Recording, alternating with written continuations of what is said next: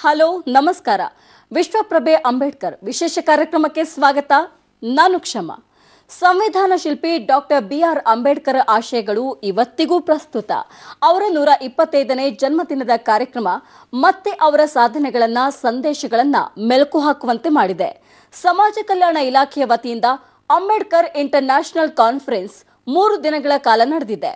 ಈ ಕಾರ್ಯಕ್ರಮದಲ್ಲಿ ಸಿಎಂ ಸಿದ್ದರಾಮಯ್ಯ, ಸಮಾಜ ಕಲ್ಯಾಣ ಇಲಾಖೆ ಸಚಿವ ಎಚ್ ಆಂಜನೇಯ ಸೇರಿದಂತೆ ಗಣ್ಯಾತಿ ಗಣ್ಯರು ಭಾಗಿಯಾಗಿದ್ದರು.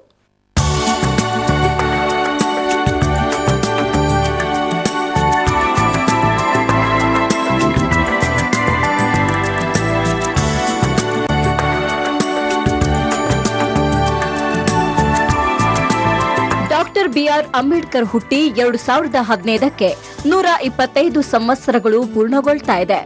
ಸಂವಿಧಾನ ಶಿಲ್ಪಿ ಅಂಬೇಡ್ಕರ್ ಭಾರತ ಕಂಡ ಸರ್ವಶ್ರೇಷ್ಠ ವ್ಯಕ್ತಿಗಳಲ್ಲೊಬ್ರು. ಅವರ ಜೀವನವೇ ಪ್ರತಿಯೊಬ್ಬರಿಗೂ ಮಾದರಿ.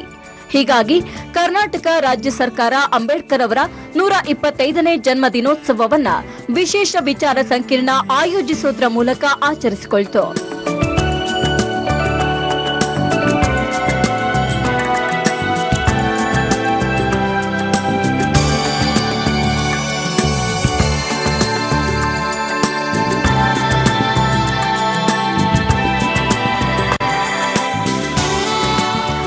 ಜುಲೈ 21, 22 ಹಾಗೂ 23ನೇ ತಾರೀಕಿನಂದು ಬೆಂಗಳೂರಿನ ಜಿಕೆವಿಕೆ ಆವರಣದಲ್ಲಿ ಈ ವಿಶೇಷ ಕಾರ್ಯಕ್ರಮ ನಡೆದಿದೆ.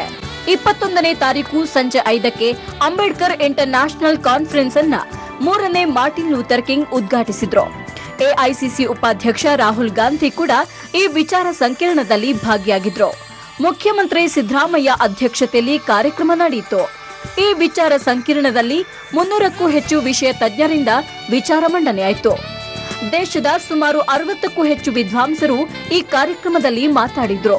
ಸುಮಾರು 7,000 ಮಂದಿ ಇಂಟರ್ ನ್ಯಾಷನಲ್ ಕಾನ್ಫರೆನ್ಸ್ನಲ್ಲಿ ಭಾಗಿಯಾದ್ರು.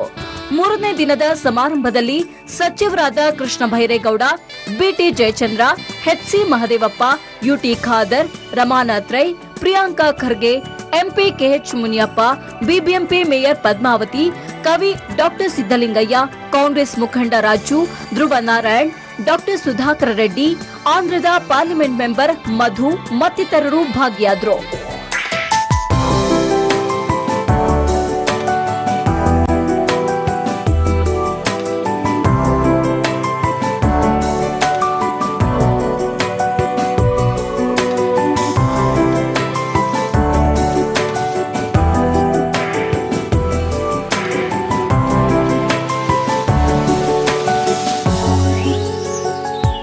ಒಟ್ಟು 3 ದಿನಗಳ ಕಾಲ ಸಮ್ಮೇಳನ ನಡೆದಿದೆ.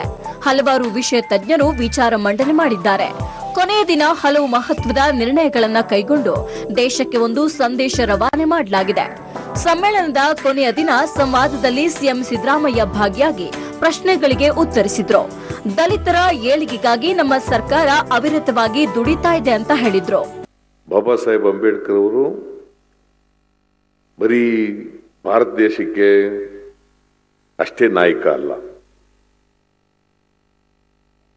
ಇಡೀ ವಿಶ್ವದ ನಾಯಕ ಅಂಬೇಡ್ಕರ್ ಅವರು.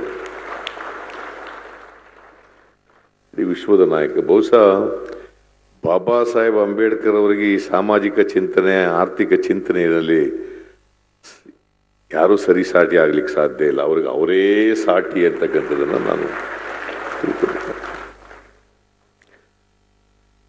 ಸೊ ಇದು ಇವತ್ತು ನಾವು ಅದಕ್ಕೋಸ್ಕರನೇ ಎಲ್ಲ ಹಿನ್ನೆಲೆಯಲ್ಲಿ ಈಗ ಮಾದೇವಪ್ಪನವರು ಒಂದು ಈ 3 ದಿನಗಳಿಂದ ನಡೆದಂಥ ಅಂತಾರಾಷ್ಟ್ರೀಯ ಸಮ್ಮೇಳನ ಬಾಬಾ ಸಾಹೇಬ್ ಅಂಬೇಡ್ಕರ್ ವಿಚಾರಧಾರೆ ಮೇಲೆ ಒಂದು ಬೆಂಗಳೂರು ಘೋಷಣೆ, ಅದನ್ನ ಬೆಂಗಳೂರು ಡಿಕ್ಲರೇಷನ್ ಅದನ್ನೀಗ ಮಂಡಿಸಿದ್ದಾರೆ ನಿಮ್ಮ ಮುಂದೆ.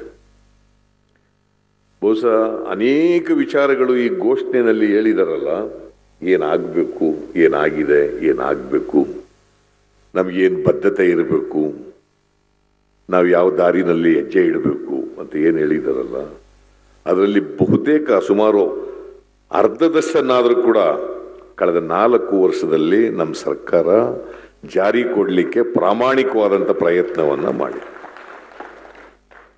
ಈಗ ಅಲ್ಲೊಬ್ಬರು ಸ್ನೇಹಿತರು ಹೇಳಿದ್ರು, ಬಸವಲಿಂಗಪ್ಪನವರು ತಲೆ ಮೇಲೆ ಮಲ ಹೊರ್ತಕ್ಕಂಥ ಪದ್ಧತಿಯನ್ನು ರದ್ದು ಮಾಡಿದ್ರು. ದೇವರಾಜ ಅರಸನವರು ಮುಖ್ಯಮಂತ್ರಿ ಇರುವಾಗ ಬಸವಲಿಂಗಪ್ಪನವರು ಅರ್ಬನ್ ಡೆವಲಪ್ಮೆಂಟ್ ಮಿನಿಸ್ಟರ್ ಆಗಿ ತಲೆ ಮೇಲೆ ಮಲ ಹೊರ್ತಕ್ಕಂಥ ಪದ್ಧತಿ ಇತ್ತು.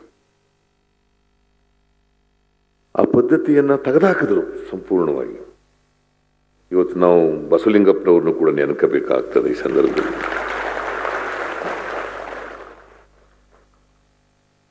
ಇವತ್ತು ಯಾರು ಪೌರ ಕಾರ್ಮಿಕರಿದ್ದಾರೆ, ಆ ಡಿಕ್ಲರೇಷನ್ ಅದು ಒಂದು ಕೂಡ ಒಂದಿದೆ. ಕರ್ನಾಟಕದಲ್ಲಿ ಯಾವತ್ತೂ ಕೂಡ ಪೌರ ಕಾರ್ಮಿಕರನ್ನ ಅವರಿಗೆ ಪರ್ಮನೆಂಟ್ ಎಂಪ್ಲಾಯೀಸ್ಗಳಾಗಿ ಮಾಡ್ತಕ್ಕಂಥ ತೀರ್ಮಾನವನ್ನ ಮಾಡಿರಲಿಲ್ಲ. ನಮ್ಮ ಸರ್ಕಾರ ಇತ್ತೀಚೆಗೆ ಅವರೆಲ್ಲರನ್ನೂ ಕೂಡ ಎಲ್ಲ ಪೌರ ಕಾರ್ಮಿಕರುಗಳನ್ನ ಹಳ್ಳಿಗಳಲ್ಲಿ ವಾಸ ಮಾಡ್ತಾ ಇರಲಿ, ಪಟ್ಟಣಗಳಲ್ಲಿ ಮಾಡ್ತಾ ಇರಲಿ, ಎಲ್ಲ ಪೌರ ಕಾರ್ಮಿಕರನ್ನು ಕೂಡ ಅವರಿಗೆ ಪರ್ಮನೆಂಟ್ ಮಾಡಬೇಕು ಅಂತ ತೀರ್ಮಾನ ಮಾಡಿದ್ದೀವಿ. ಸುಮಾರು ಈ ವರ್ಷ ಹಂತ ಹಂತವಾಗಿ, ಒಂದೇ ಬಾರಿ ಮಾಡ್ತಾ ಇಲ್ಲ, ಹಂತ ಹಂತವಾಗಿ ಈ ಬಾರಿ ಮೊದಲನೇ ಸಾರಿ 11,000 ಪೌರ ಕಾರ್ಮಿಕರನ್ನ ಕಾಯಂ ಮಾಡ್ತಾ ಇದ್ದೀವಿ. ಉಳಿದವ್ರನ್ನು ಕೂಡ ಕಾಯಂ ಮಾಡ್ತೀವಿ. ಜೊತೆಗೆ ಅವರಿಗೆ ಔಟ್ಸೋರ್ಸ್ ಮೂಲಕ ಕೆಲಸ ಮಾಡಿಸ್ತಾ ಇದ್ವಿ. ಔಟ್ಸೋರ್ಸ್ ಮೂಲಕ ಅದನ್ನ ಔಟ್ಸೋರ್ಸ್ನ ಮೂಲಕ ತಗೊಂಡಿದ್ದನ್ನು ತೆಗೆದುಹಾಕಿ ಕಾಯಂ ಮಾಡೋವರಿಗೆ ಮತ್ತೆ ಅವರಿಗೆ ಮಿನಿಮಮ್ ವೇಜಸ್ ಕೊಡ್ತಕ್ಕಂಥದ್ದು. ಮಿನಿಮಮ್ ವೇಜಸ್ ಅವ್ರಿಗೆ 4,000-5,000 ರೂಪಾಯಿ ಸಿಗ್ತಾ ಇತ್ತು ಪಾಪ. ಇವತ್ತು 14,000 ರೂಪಾಯಿ ಅವರಿಗೆ ಕೊಡ್ತಕ್ಕಂಥದ್ದನ್ನ ಮಿನಿಮಮ್ ವೇಜ್ ಜಾರಿ ಕೊಡ್ತಕ್ಕಂಥ ಕೆಲಸ ಮಾಡಿ. ಇನ್ನು ಉಳಿದವ್ರನ್ನು ಕೂಡ ಪರ್ಮನೆಂಟ್ ಮಾಡಿದ್ರೆ ಬಹುಶಃ ಸರ್ಕಾರಿ ಸೇವೆಯಲ್ಲಿ ಕೆಲಸ ಮಾಡೋರಿಗೆ ಎಷ್ಟು ಸಂಬಳ ಸಿಗುತ್ತೆ ಆ ಸಂಬಳ ಎಲ್ಲ ಸಿಗ್ತದೆ.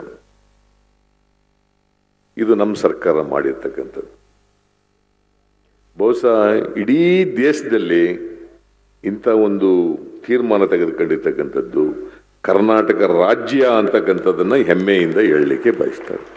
ಸಮಾಜ ಕಲ್ಯಾಣ ಇಲಾಖೆ ಸಚಿವ ಎಚ್ ಆಂಜನೇಯ ಮಾತನಾಡಿ, ಅಂಬೇಡ್ಕರ್ ಎಲ್ಲಾ ವರ್ಗದ ಜನರ ಏಳಿಗೆಗೆ ಶ್ರಮಿಸಿದ್ದಾರೆ ಅಂತ ಹೇಳಿದ್ರು.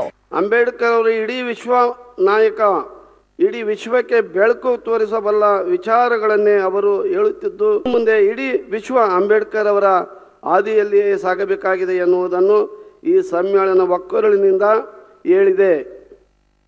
ಅಂಬೇಡ್ಕರ್ ಅವರ ಸಾಮಾಜಿಕ ನ್ಯಾಯ, ಜಾತಿ ರಹಿತ ಸಮಾಜ ನಿರ್ಮಾಣ, ಸಮಾಜದ ಕಟ್ಟ ಕಡೆಯ ವ್ಯಕ್ತಿಗೂ ನ್ಯಾಯ ದೊರಕಿಸಿಕೊಡಬೇಕು ಎಂದು ದುಡಿಯುತ್ತಿರುವ ನಿಮ್ಮೆಲ್ಲರ ನೆಚ್ಚಿನ ನಾಯಕ ಮುಖ್ಯಮಂತ್ರಿ ಸಿದ್ದರಾಮಯ್ಯ ಅವರ ಕಾಲದಲ್ಲಿ ಇಂಥ ಸಮ್ಮೇಳನ ನಡೆದಿರುವುದು ಕರ್ನಾಟಕ ಜನತೆಯ ಪುಣ್ಯ. ಶ್ರೀ ಸಿದ್ದರಾಮಯ್ಯ ಅವರಲ್ಲದೆ ಇನ್ನು ಯಾರೇ ಮುಖ್ಯಮಂತ್ರಿಯಾಗಿದ್ದರೂ ಇಂಥದ್ದೊಂದು ಸಮ್ಮೇಳನ ನಡೆಯುತ್ತಿರಲಿಲ್ಲ. ತಾವು ಅಧಿಕಾರ ಪ್ರಮಾಣ ವಚನ ಸ್ವೀಕರಿಸಿದ ಕ್ಷಣವೇ ಜನಪರ ಯೋಜನೆಗಳನ್ನು ಘೋಷಿಸುವ ಮೂಲಕ ತಾವು ಅಂಬೇಡ್ಕರ್ ಮತ್ತು ಬಸವಣ್ಣನವರ ಮಾರ್ಗದಲ್ಲಿ ಸಾಗುವ ಸಂದೇಶವನ್ನು ನೀಡಿದ್ದ ಮುಖ್ಯಮಂತ್ರಿ ಸಿದ್ದರಾಮಯ್ಯ ಕಳೆದ 4 ವರ್ಷದಲ್ಲಿ ಅದೇ ದಾರಿಯಲ್ಲಿ ಸಾಗುತ್ತಿದ್ದಾರೆ. ಇಡೀ ದೇಶದಲ್ಲಿ ಮೊಟ್ಟ ಮೊದಲ ಬಾರಿಗೆ SCP-TSP ಆಕ್ಟ್ ಜಾರಿ ತರುವುದರ ಮೂಲಕ ಪರಿಶಿಷ್ಟರ ಬಾಳಿನಲ್ಲಿ ಎಂದೆಂದೂ ಮಾಸದ ಒಂಬೆಳಕು ಮೂಡಿಸಿದ್ದಾರೆ. World leader, the hope of weaker section and our beloved leader Bharat Ratna Dr. Baba Sahib Ambedkar. He had worked all his life to root out the evils of our society such as untouchability and shed the light to remove the darkness in the life of common man and create free and fair atmosphere to lead liberated life. The right of one vote and one value is great contribution of Baba Sahib Ambedkar. Dr. Ambedkar is a national leader and a great patriot who fought for the rights of all citizens, including backward classes, women labor, scheduled castes, scheduled tribes, when he was alive, a special provision in the First Amendment of our Constitution on 1951 was added for the advancement of any social and educationally backward classes, and also the constitutional new device called Schedule 9 was introduced so that the progressive laws are well protected. Dr. Ambedkar resolved to establish social equality in an orthodox Indian society through constitutional means. He stressed at the time by saying that the need of the hour is to instill popular spirit of nationality among the people to make them feel that they are Indian first and there are Hindus, Christians, Muslims, etc. He always took a very complacent view and never let the glory and unity of India suffer, and he was out nationalist in his mind. Baba Saheb Ambedkar ಅವರ ಏನು ಅಂತಾರಾಷ್ಟ್ರೀಯ ಮಟ್ಟದಲ್ಲಿ ಒಂದು ಸಮ್ಮೇಳನ ನಡೀತಾ ಇದೆ, ಬಹಳ ಉತ್ತಮವಾದಂಥ ಪ್ರತಿಕ್ರಿಯೆ ಸಿಕ್ಕಿದೆ. ಇವತ್ತು ಅಂತಾರಾಷ್ಟ್ರೀಯ ಮಟ್ಟದಲ್ಲಿ ಎಲ್ಲೆಲ್ಲಿ ಶೋಷಿತ ವರ್ಗಗಳಿದೆ, ಅದು ಆ ದೇಶದಲ್ಲಿ ಆ ರಾಷ್ಟ್ರದಲ್ಲಿ ಹೇಗೆ, ನಮ್ಮ ದೇಶದಲ್ಲಿ ಹೇಗಿದೆ, ಮತ್ತು ಸಮಾಜದ ಪರ ಯಾವ ರೀತಿ ನಮಗೆ ಕಳಕಳಿ ಇರಬೇಕಂತ ಎಲ್ಲರೂ ಹೆಚ್ಚು ಬೆಳಕಿಸಲ್ತಾ ಇದ್ದಾರೆ ಇವತ್ತು. ಸೊ ಇದು ಒಂಥರ ಕಂಪ್ಯಾರಿಟಿವ್ ಸ್ಟಡೀಸ್ ಅಂತಲೂ ಕೂಡ ಇವತ್ತು ಸಾಕಷ್ಟು ಚರ್ಚೆ ನಡೀತಾ ಇದೆ. ಇದರಲ್ಲಿ ವಿಚಾರ ಸಂಕಿರಣಗಳಲ್ಲಿ ವಿಶೇಷವಾಗಿ ಇವತ್ತು ನಮ್ಮ ಯುವ ಜನರಿಗೆ ಮತ್ತು ಈ PhD ವಿದ್ಯಾರ್ಥಿ ಯಾರಿದ್ದಾರೆ ಅವರು ಹೆಚ್ಚಿನ ಆಸಕ್ತಿ ವಹಿಸ್ಕೊಂಡು ಇವತ್ತು ಭಾಳ ಆಸಕ್ತಿಯಿಂದ ಇಲ್ಲಿ ಇವತ್ತು ಪಾರ್ಟಿಸಿಪೇಟ್ ಮಾಡ್ತಾ ಇದ್ದಾರೆ. ಅದು ಭಾಳ ಸಂತೋಷವಾದಂಥ ವಿಷಯ. ಕರ್ನಾಟಕದ ಎಲ್ಲ ಭಾಗಗಳಿಂದ ಬಂದಿರತಕ್ಕಂಥ ಚಳುವಳಿಗಾರರು ಹಾಗೂ ರಾಜಕೀಯ ಪ್ರತಿನಿಧಿಗಳು ಹಾಗೂ ತಜ್ಞರು ಇವರೆಲ್ಲರನ್ನ ಒಂದು ಜಾಗದಲ್ಲಿ ಕೂಡಿ ಒಂದು ಸುಗಮವಾಗಿ ಈ ಸಮಾವೇಶ ನಡೀತಾ ಇದೆ ಅಂತ ಹೇಳಿದ್ರೆ ಅದೇ ಒಂದು ಸಾಧನೆ. ಸರ್ಕಾರ ಸುಮಾರು 6 ತಿಂಗಳಿಂದ ಇದಕ್ಕೆ ಪೂರ್ವಭಾವಿಯಾಗಿ ಸಿದ್ಧತೆಯನ್ನು ನಡೆಸಿಕೊಂಡು ಮಾನ್ಯ ಮುಖ್ಯಮಂತ್ರಿಗಳು ಅದಕ್ಕೆ ಎಲ್ಲ ರೀತಿಯಲ್ಲೂ ಸಹ ಸಹಕಾರವನ್ನು ಕೊಟ್ಟು ಇವತ್ತು ಸಾವಿರಾರು ಜನ ಇಲ್ಲಿ ಭಾಗವಹಿಸಿದರೂ ಸಹ ಯಾವುದೇ ಅಡೆತಡೆ ಇಲ್ಲದೆ ಭಾಳ ಸುಗಮವಾಗಿ ಈ ವಿಚಾರ ವಿನಿಮಯದ ಅಧಿವೇಶನ ನಡೀತಾ ಇದೆ. ಇದು ಕರ್ನಾಟಕಕ್ಕೆ ಒಂದು ಗೌರವವನ್ನು ತಂದುಕೊಡ್ತಕ್ಕಂಥ ಒಂದು ಕಾರ್ಯಕ್ರಮ ಹಾಗೂ ಅಂಬೇಡ್ಕರ್ ಅವರ ವಿಚಾರಗಳ ಹಿನ್ನೆಲೆಯಲ್ಲಿ 21ನೇ ಶತಮಾನದಲ್ಲಿ ಇವತ್ತಿಗೂ ಸಹ ಸಮಾನತೆಯನ್ನು ಸಾಧನೆ ಮಾಡಲಿಕ್ಕೆ ಭವಿಷ್ಯಕ್ಕೆ ನಮಗೆ ಒಂದು ದಾರಿಯನ್ನು ತೋರಿಸ್ತಕ್ಕಂತಹ ವಿಚಾರ ಸಂಕಿರಣವನ್ನು ಸಹ ಇದು ಆಗಿದೆ. ಅಂಬೇಡ್ಕರ್ ಇಂಟರ್ನ್ಯಾಷನಲ್ ಕಾನ್ಫರೆನ್ಸ್ ನಲ್ಲಿ ಕಾನೂನು ತಜ್ಞರು ಕೂಡ ವಿಚಾರ ಮಂಡನೆ ಮಾಡಿದ್ರು. All Dalit ideologists are going back to the Ambedkarism and Ambedkar ideology. For that only we are reclaiming Ambedkar and we requesting for social justice, quest for equity. We are all requesting for social equity in this country. 30 ವರ್ಷಗಳ ನಿರಂತರವಾದ ಹೋರಾಟ ಇವತ್ತು ಸರ್ಕಾರವೇ ಅಂಬೇಡ್ಕರ್ ಅವ್ರನ್ನ ಅದು ಅವರು ಎತ್ತಿದ ಪ್ರಶ್ನೆಗಳನ್ನು ಕೈಗೆತ್ತಿಕೊಂಡು ಸರ್ಕಾರ ಅಂಬೇಡ್ಕರ್ ಮಾರ್ಗವನ್ನು ತನ್ನ ಮಾರ್ಗವನ್ನಾಗಿ ಮಾಡಿಕೊಳ್ಳುವ ಒಂದು ದೊಡ್ಡ ಸನ್ನಿವೇಶ ಇದು. ಕರ್ನಾಟಕದ ಸಂದರ್ಭದಲ್ಲಿ ಭಾಳ ಚಾರಿತ್ರಿಕವಾದ ಒಂದು ಕ್ಷಣ ಅಂತ ನಾನು ಅಂದ್ಕೊಂಡಿದ್ದೀನಿ. ಯಾಕೆಂದರೆ ಅಂತಾರಾಷ್ಟ್ರೀಯ ಮಟ್ಟದ ಸ್ಕಾಲರ್ಸು ಅಂಬೇಡ್ಕರ್ ಅವ್ರನ್ನ ಮರುಭೇಟಿ ಕೊಡೋದಕ್ಕೆ ಮತ್ತು ಮರುಸಂಧಾನ ಮಾಡೋದಕ್ಕೆ ಕರ್ನಾಟಕದಲ್ಲಿ ಬಂದಿರೋದು ಕರ್ನಾಟಕದ ಅಂಬೇಡ್ಕರ್ ವಾದಿ ಚಳವಳಿ ಮತ್ತು ದಲಿತ ಚಳವಳಿ ಇನ್ನೊಂದು ದಿಕ್ಕಿನಲ್ಲಿ ಹೋಗುವ ಸಾಧ್ಯತೆಯನ್ನು ಇದು ತೋರಿಸುತ್ತೆ ಅಂತ ನಾನು. ಅಂಬೇಡ್ಕರ್ ಸಮ್ಮೇಳನ ಐತಿಹಾಸಿಕ ಸಮ್ಮೇಳನ ಇದು. ಯುನೆಸ್ಕೋದವರು ಮೊಟ್ಟ ಮೊದಲಿಗೆ ಬಾಬಾ ಸಾಹೇಬರ ಜಯಂತಿಯನ್ನು ವಿಶ್ವಜ್ಞಾನ ದಿನಾಚರಣೆ ಅಂತ ಘೋಷಿಸಿದ ಮೇಲೆ ಪ್ರಪಂಚದಲ್ಲೆಲ್ಲ ಒಂದು ಹೊಸ ಪರಿವರ್ತನೆ ಶುರುವಾಗಿದೆ. ಅದು ಒಂದು ರೀತಿ ಸುನಾಮಿ ಅಲೆ ಹಾಗೆ ವಿಚಾರ ಹರಡ್ತಾ ಇದೆ. ಹೀಗೆ ಅಂಬೇಡ್ಕರ್ ಅವರ ಆದರ್ಶಗಳನ್ನ ಆಶಯಗಳನ್ನ ಮತ್ತೊಮ್ಮೆ ನೆನಪಿಸಿಕೊಳ್ಳುವಂತೆ ಅಂಬೇಡ್ಕರ್ ಅಂತಾರಾಷ್ಟ್ರೀಯ ಸಮ್ಮೇಳನ ನಡೆದಿದೆ. ಕಾರ್ಯಕ್ರಮಕ್ಕೆ ಬೇಕಾದ ಸಕಲ ವ್ಯವಸ್ಥೆಗಳನ್ನ ಅಚ್ಚುಕಟ್ಟಾಗಿ ಮಾಡಲಾಗಿತ್ತು. ಆಸನ ವ್ಯವಸ್ಥೆ, ಊಟ ವಸತಿ ವ್ಯವಸ್ಥೆ, LED ಸ್ಕ್ರೀನ್ ವ್ಯವಸ್ಥೆ ಎಲ್ಲವನ್ನ ಉತ್ತಮವಾಗಿ ಮಾಡಲಾಗಿತ್ತು. 3 ದಿನಗಳ ಕಾಲ ರಾಜ್ಯ ಸರ್ಕಾರ ಉತ್ತಮ ರೀತಿಯಲ್ಲಿ ಕಾರ್ಯಕ್ರಮವನ್ನ ಆಯೋಜಿಸಿತ್ತು. ಹೀಗೆ ರಾಜ್ಯ ಸರ್ಕಾರ ಅಂಬೇಡ್ಕರ್ ಅವರ 125ನೇ ಜನ್ಮ ವರ್ಷವನ್ನ ಅರ್ಥಪೂರ್ಣವಾಗಿ ಆಚರಿಸಿತು.